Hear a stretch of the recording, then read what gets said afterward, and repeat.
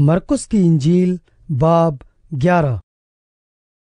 जब वो यरूशलेम के नजदीक जैतून के पहाड़ पर बैतफगे और बैतनिया के पास आए तो उसने अपने शागिर्दों में से 2 को भेजा और उनसे कहा, अपने सामने के गांव में जाओ और उसमें दाखिल होते ही एक गधी का बच्चा बना हुआ तुम्हें मिलेगा, जिस पर कोई आदमी अब तक सवार नहीं हुआ। उसे खोल लाओ, और अगर कोई तुमसे कहे कि तुम ये क्यों करते हो, तो कहना कि खुदावंद को इसकी जरूरत है, वो फील फौर उसे यहीं वापस भेज देगा।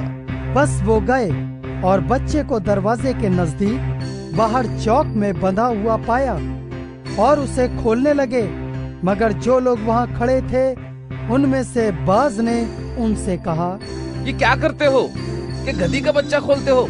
उन्होंने जैसा यीशु ने कहा था वैसा ही उनसे कह दिया और उन्होंने उनको जाने दिया।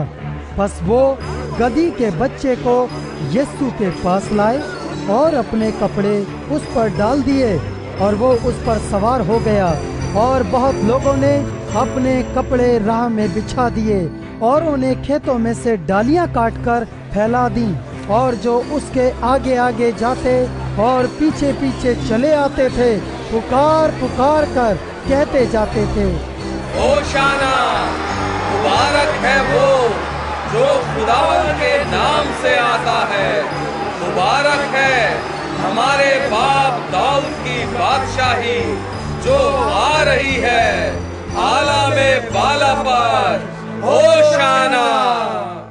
और वो यरूशलेम में दाखिल होकर हैकल में आया और चारों तरफ सब चीजें मुलाहिजा करके उन 12 के साथ बैतनिया को गया, क्योंकि शाम हो गई थी। दूसरे दिन जब वो बैतनिया से निकले तो उसे भूख लगी और वो दूर से अंजीर का एक दरख्त जिसमें पत्ते थे देख कर गया कि शायद उसमें से कुछ पाए। मगर जब उसके पास पहुंचा तो पत्तों के सिवा कुछ ना पाया, क्योंकि अंजीर का मौसम न था।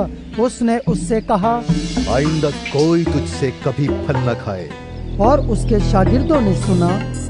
फिर वो यरूशलेम में आए और यीशु हैकल में दाखिल होकर उनको जो हैकल में खरीदो फरोख्त कर रहे थे बाहर निकालने लगा और सर्राफों के तख्तों और कबूतर फरोशों की चौकियों को उलट दिया।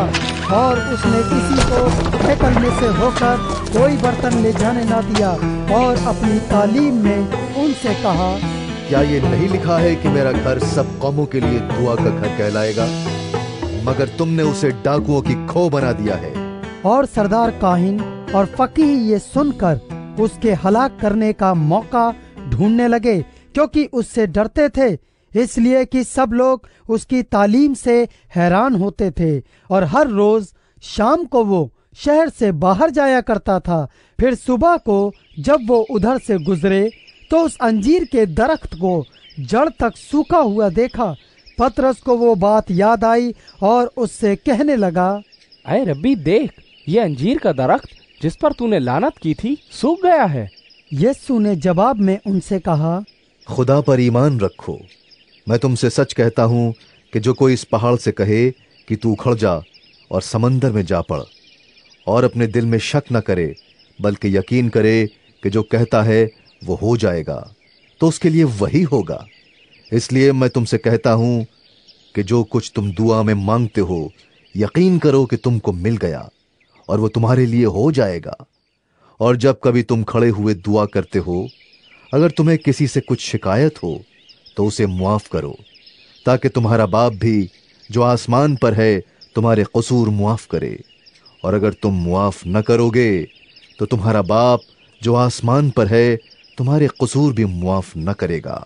वो फिर यरूशलेम में आए और जब वो हैकल में फिर रहा था तो सरदार काहिन और फकीह और बुजुर्ग उसके पास आए और उससे कहने लगे, तू इन कामों को किस इख्तियार से करता है? या किसने तुझे इख्तियार दिया कि इन कामों को करे? यीशु ने उनसे कहा, मैं तुमसे एक बात पूछता हूँ, तुम जवाब दो तो मैं तुमको बताऊंगा कि इन कामों को किस इख्तियार से करता हूँ। यूहन्ना का बपतिस्मा आसमान की तरफ से था या इंसान की तरफ से? मुझे जवाब दो।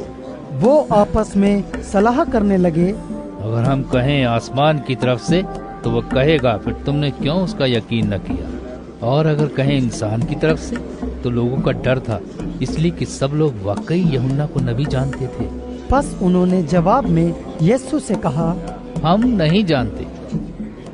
यीशु ने उनसे कहा, मैं भी तुमको नहीं बताता कि इन कामों को किस इख्तियार से करता हूँ।